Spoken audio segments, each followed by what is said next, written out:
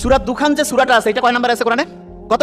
44। তার মানে ধোঁয়া নিয়ে আল্লাহ যখন কথা বলছেন, ধোঁয়ার যে সবচেয়ে প্রধানতম উপাদান কার্বন ডাইঅক্সাইড, সেইটা আণবিক ভর যেমন 44, ঠিক তেমনি করে ওই সূরাটা আল্লাহ কোরআনে সেটও করছেন 44 নম্বরে। অনেকের মনে হচ্ছে এটা বোধহয় একটা কাকতালীয় ব্যাপার, এমনি এমনি হয়েছে। নো, সূরা রহমান এটা কোরআনের কত নাম্বার সূরা কেউ কি জানা আছে? কত? 55। Very nice. কত? 55 নাম্বার সূরা। আর রহমান এইটার অর্থ হচ্ছে মোস্ট মার্সিফুল, খুব দয়া করছে আল্লাহ আমাদের উপরে। আল্লাহ আমাদের যত দয়া করেছেন তার মধ্যে নাম্বার 1 দয়া, তার মানে যেটার উপর ভিত্তি করে আমরা বেঁচে থাকি। বেঁচে থাকার জন্য আমাদের টাইমের দরকার না, সময়।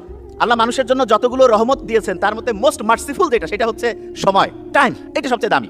টাইমকে যে আমরা মাপি, সময় পরিমাপের সবচেয়ে ক্ষুদ্রতম যে একক, সেটার নাম কি বলেন তো? কি নাম?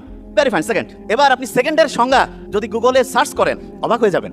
সেকেন্ডকে আগে পরিমাপ করা হতো একটা গোটাল দিন, ওইটাকে ৮৬,৪০০ ভাগে ভাগ করা হতো, হওয়ার পরে তার একটা ভাগকে একটা সেকেন্ড বলতো। কিন্তু বিজ্ঞানীরা পরবর্তীতে দেখলো যে এই পৃথিবীতে বহু সাগর আছে, মহাসাগর আছে, তারপরে সোলার সিস্টেম, এইখানে মাঝে মধ্যে জোয়ার ভাটা হয়, মাঝে মধ্যে হচ্ছে গ্রহ উপগ্রহের গতিবেগের একটু তারতম্য দেখা যায়। এই কারণে এক দিনকে ৮৬,৪০০ ভাগে ভাগ করার পরে যে এক সেকেন্ড করছে, সেটার মধ্যে একটু কম বেশি হয়।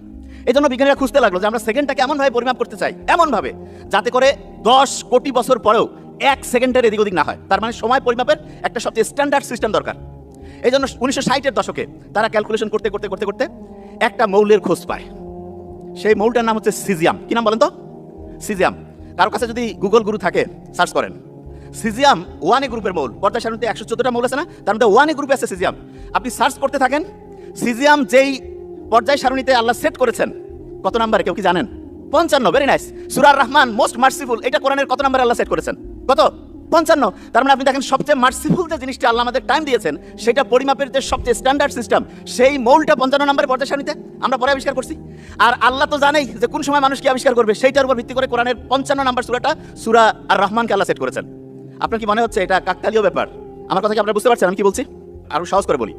সিজিয়াম যে মৌলটা আছে, এই মৌলের মধ্যে প্রতি মুহূর্তে কম্পন হয়। আচ্ছা, আপনারা কি জানেন এই যে পানির যে বোতলটা, এটার মধ্যে কিন্তু অনুপরমাণু আছে, কাঁপতেছে, প্রতি মুহূর্তে কম্পন হচ্ছে। ঠিক তেমনি করে সিজিয়াম পরমাণুর ওই মৌলের মধ্যে প্রতি মুহূর্তে কম্পন হচ্ছে। এবং এই কম্পনটাকেই আমরা সেকেন্ডের সাথে যদি ম্যাচিং করি, তাহলে ১০ কোটি বছর সময় যাওয়ার পরেও এক সেকেন্ড টাইমের এদিক ওদিক হবে না। তার মানেটা কি? তার মানে হচ্ছে সিজিয়াম পরমাণুর কম্পন এবং সময়ের যে ক্ষুদ্রতম ভাগ এক সেকেন্ড, এটা একদম একটার সাথে আরেকটা অঙ্গাঙ্গিভাবে সমান সমান মিলে যায়। এতটাই সমান সমান মিলে যায় ১০ কোটি বছর।